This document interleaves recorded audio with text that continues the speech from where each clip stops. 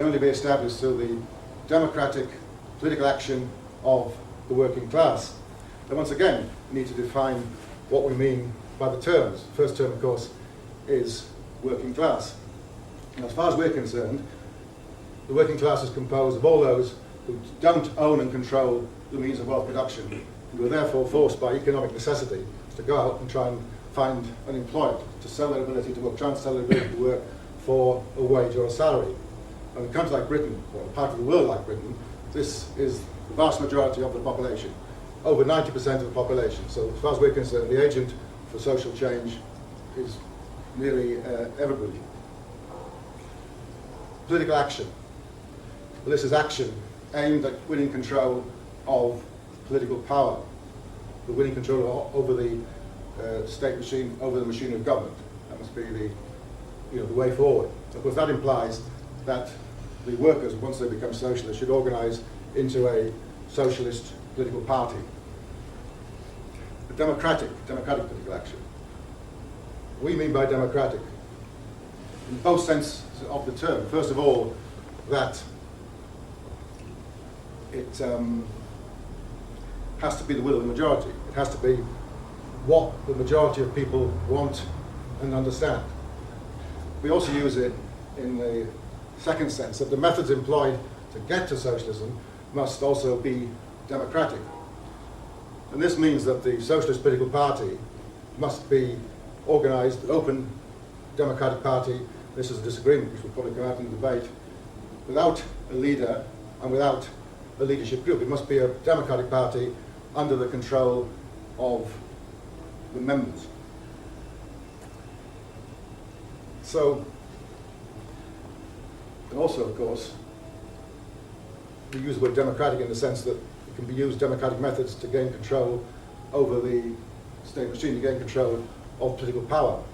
Because you can use the institutions of political democracy which have grown up partly through the struggles of workers in the past. In other words, the ballot box, elections and parliament. So we say once the majority of people want socialism, the balance of forces, if you like, between the working class and the minority capitalist class has changed, and they can use these institutions, or we can use these institutions, to gain control of political power. So that's the way that we're advocating to socialism. Democratic political action by the working class based on socialist understanding. Well, what about Trotsky? Well, if I can change the words of a song we used to sing in the Labour Party youth movement, Trotsky was a Bolshevik. He wasn't from the start, as has been pointed out. When Lenin, in his notorious pamphlet, What Is to Be Done, put forward this outrageous view that the working class is only capable of reaching a trade union consciousness, and that socialist ideas have to be brought to the workers by a vanguard elite of intellectuals. Trotsky joined the chorus of those who said, this isn't socialism, this isn't Marxism, it's Blankism, it's Jacobinism. And Trotsky, as has been pointed out, only joined the Bolshevik Party in 1917. And you can make what you will of this. He only joined it when he saw it had a prospect of winning control of political power. And Trotsky, as has been said, played a leading role in the Bolshevik coup d'etat of November 1917, and for 6 or 7 years after that, he was a leading member of the Bolshevik government. Now, we could go into the details of his record as a member of the Bolshevik government during that period, but it's the suppression of the concentrated uprising, the militarization of trade unions, and various other anti-working class measures which the Bolshevik government took. But I'm not going to do that. I'm not going to argue that Trotsky thought that the way to socialism in Britain, or in an advanced country like Britain, was the same as it was in Russia in 1917. I'm going to take what Trotsky himself said. In 1925, he wrote a pamphlet called Where is Britain Going? And in here, he says, first of all, that Britain is a country that's been ripe for socialism for many times. His political judgment, incidentally, wasn't all that good, because he says that Britain is heading rapidly towards a period of civil war and revolutionary upheaval. But the way he sees socialism coming about in here is through the election of what he calls a real Labour government. What does he mean by a real Labour government? I got a train lined up next minute, so... Oh dear. Okay. What does he mean by a real Labour government? He means one based on the trade unions, but was led by a political group. Now he studied what political group controlled the Labour Party at that time, and it was the Independent Labour Party. Most of the members of Parliament, including Ramsay MacDonald himself, most of the members of the National Executive Committee of the Labour Party were members of the ILP. Now Trotsky's solution was, oh, if only this ILP was replaced by the Communist Party, then that would be all right. That would be the way in which socialism would come about. And that has been the policy of Trotskyist groups ever since, to try to build up a Labour Party and try to win a leading position into it. Now we say that that is not the way in which socialism will come about. It won't come about through a party based on trade unions led by a vanguard party.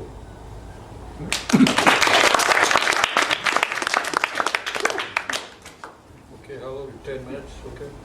Okay, well, I've got some idea what the point is there. Well, it's clear, I don't disagree on the conception of socialism, except that I would add to it that Marx says it's a social society, a society in which labour becomes mankind's prime one. You speak up a little, Ewan. A lot of deaf people here. Okay, I said I don't disagree with the conception of socialism. And Adam has said that he was surprised I regarded socialism and communism as the same thing. Well, if you read Marx, that's very clear, no doubt. That's what he's referring to. Now, why I disagree with him is that distinction was actually specifically made by Lenin, adopted by Trotsky, made by Trotsky, and they specifically saw a separate state capitalist period. Well, I can't remember state revolution itself, so I can't argue about the text there.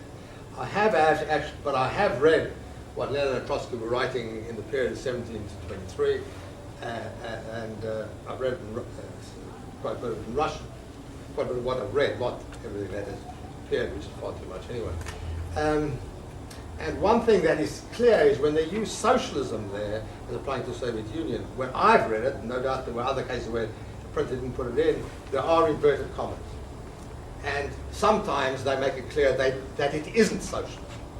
That the word there being used isn't meant to really mean socialism as it has historically been understood by Marx or Marx, and they don't really mean it as socialism. Now that actually is very clear if you read through it. Secondly, if you look at how Lenin defines, and Trotsky is not very different, how does Lenin define what existed by 1920-21? He says it is state capitalist. Exactly, apparently, what your program is. He calls it state capitalist. He is very firm that it actually isn't socialist. Specifically, the party congresses calls it state capitalist. And for him, that was because particularly after 21, you have more extensive private enterprise. You have on the one hand the state